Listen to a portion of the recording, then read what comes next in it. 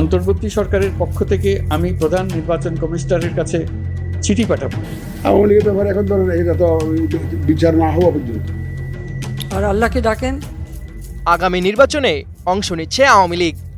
এই খবরে চোখ কপালে উঠছে অনেকের। দলটির কার্যক্রম তো নিষিদ্ধ, নেতারা বিচারের মুখোমুখি, প্রতীক বাতিল, তবুও কিভাবে?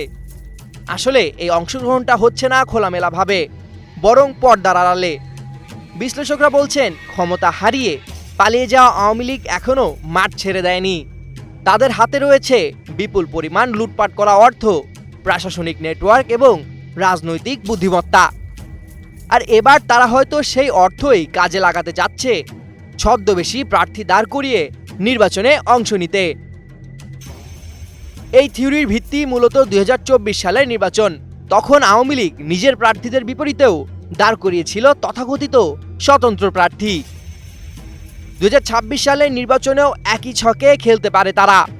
এবার নৌকার বদলে নতুন প্রতীক, নতুন নাম, নতুন মুখ।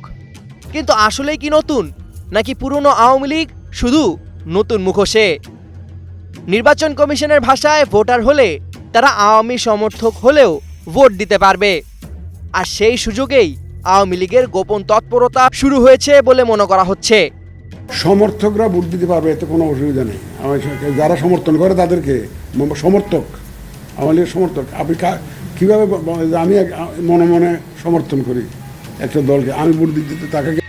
সামাজিক যোগাযোগ মাধ্যমে অনেকেই দাবি করছেন, ঢাকার বিভিন্ন স্থানে ইতিমধ্যে নির্দিষ্ট কিছু নতুন প্রার্থীকে অর্থায়ন, প্রচারণা পরিকল্পনা এবং কেন্দ্র নিয়ন্ত্রণের প্রশিক্ষণ দেওয়া হচ্ছে, যাদের অতীত ঘেঁটে দেখা যাচ্ছে কেউ না কেউ আওয়ামী লীগের শাখা সংগঠনের সঙ্গে কোনো না কোনোভাবে জড়িত ছিলেন। সম্প্রতি আওয়ামী লীগ কর্মীদের প্রশিক্ষণ দেওয়ার অভিযোগে এক সেনা কর্মকর্তার আটকের ঘটনা এই দাবিকে আরও জোরালো করেছে।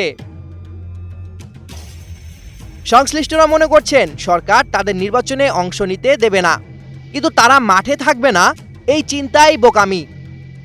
ফেব্রুয়ারি নির্বাচন সামনে রেখে এক অদ্ভুত দ্বিধার জালে আটকে যাচ্ছে বাংলাদেশের ভোটাররা। যাদের ভোট দেবেন তারা আসলে কারা? সত্যি নতুন কেউ, নাকি পুরনো কোনো ছায়া? সামিউল জয়, ২১ টেলিভিশন।